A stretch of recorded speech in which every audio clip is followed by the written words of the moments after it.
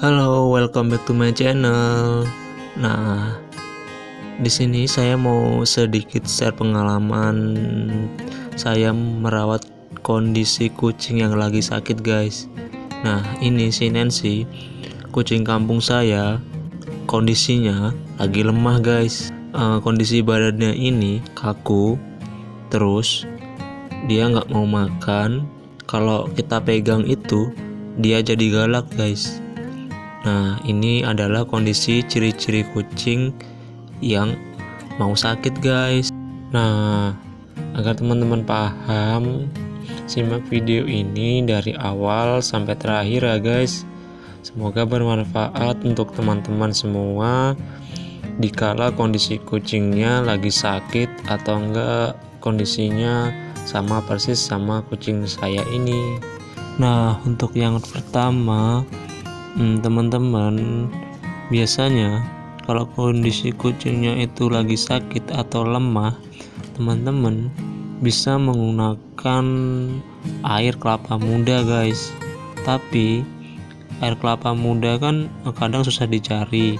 Jadi saya di sini berpikir mencari alternatif lain dengan memberikan susu beruang, guys. Saya kasih susu beruang dulu ya, guys. Kenapa saya kasih susu beruang? Karena kandungan nutrisi dan mineral dan protein di susu beruang sangat dibutuhkan kucing yang lagi lemah kondisinya, guys. Dan juga susu beruang ini yang saya tanya dan googling lumayan rendah laktosa, yang nyaman untuk lambung dan pencernaan si kucing, jadi nggak malah bikin diare. Jadi nggak semua kucing sama ya, guys. Ada kok kucing yang dikasih susu tapi masih diare walaupun itu susunya rendah laktosa.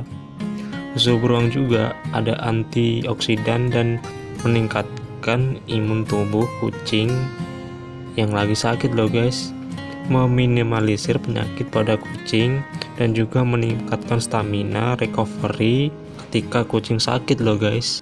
Nah, dalam kondisi kucing seperti ini, kucing juga memerlukan asupan makanan yang sehat loh, guys. Teman-teman juga bisa memberikan makanan kucing wet food basah yang bisa dibeli di toko pet shop. Tapi di sini saya akan membuatkan makanan sendiri yang sehat untuk si kucing, dengan tempe yang sudah saya campurkan dengan rebusan kunyit, karena kunyit ini bagus untuk daya tahan tubuh kucing pada waktu sakit. Untuk tempenya itu kita hancurkan aja selembut mungkin agar nanti kita campurkan dengan ikan sarden yang kita kukus terlebih dahulu supaya lunak. Dan setelah ikan sardennya udah dingin, terus kita lanjut mau pisahkan daging ikan sardennya dan kita campur dengan tempenya yang udah kita hancurkan tadi.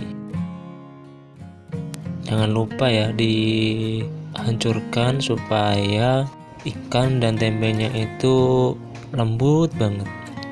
Terus di sini kita campurkan kuning telur, guys. Kuning telur kan meningkatkan nafsu makan si kucing. Biasanya kucing yang lagi sakit terlihat malas atau tidak nafsu makan. Untuk kuning telurnya dibiasakan dalam kondisi mentah ya, guys, karena untuk menarik indera penciumannya si kucing itu.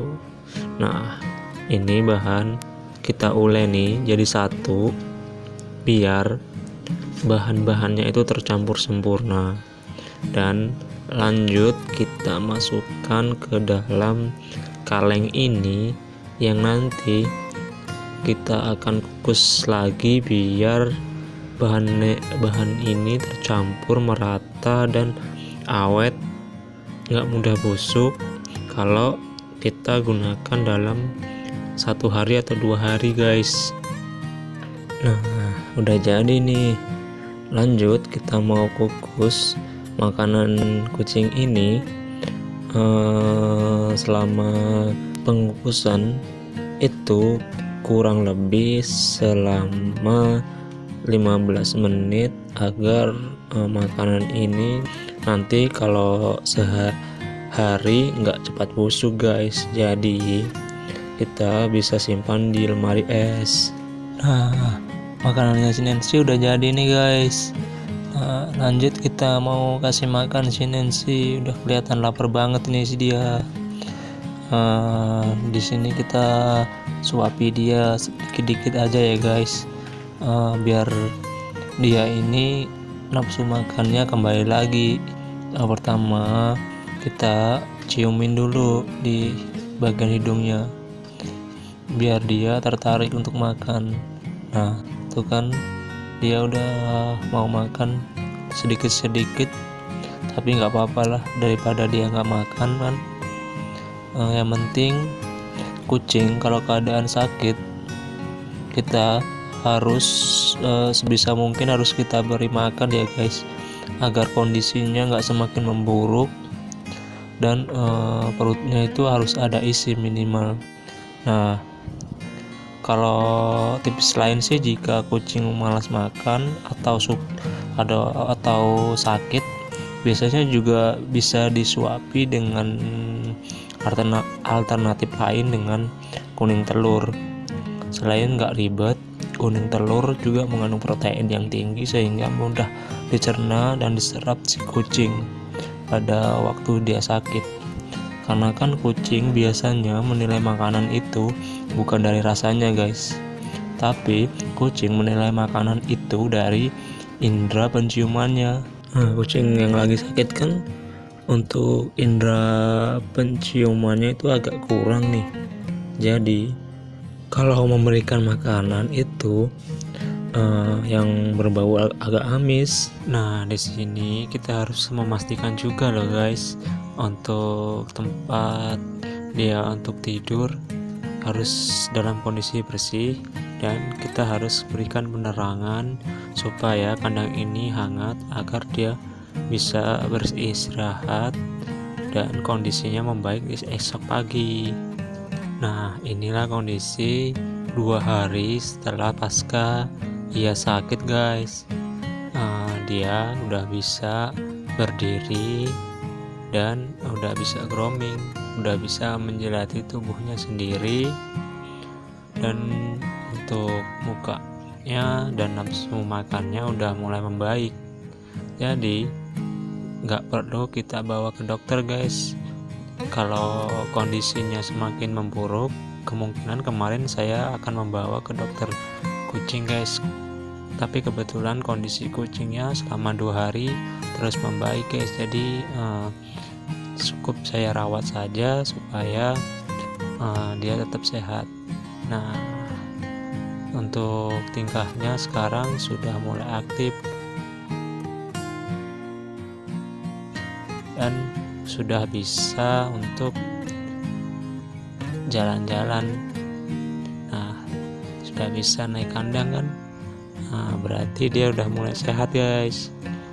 Nah, dia udah bisa untuk gangguin adik-adiknya yang ada di kandang.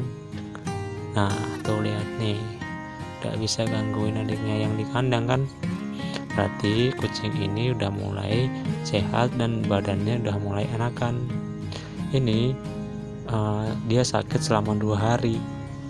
Jadi untuk teman-teman, jika kondisi kucing yang kita rawat itu semakin memburuk, jangan lupa cepat-cepat dibawa ke dokter. Tapi kalau kucing yang kita rawat itu semakin membaik, lanjutkan perawatan kita. Jadi nggak perlu kita bawa ke dokter. Bila perlu cukup kita kasih obat aja supaya kucing kita jadi cepat sehatnya. Nah, itulah sedikit pengalaman saya merawat kucing yang kondisinya lagi sakit. Bila mana bermanfaat, teman-teman bisa like and share, dan jangan lupa di subscribe. Dan bila mana video ini berguna, teman-teman bisa lakukan di rumah seperti yang saya lakukan.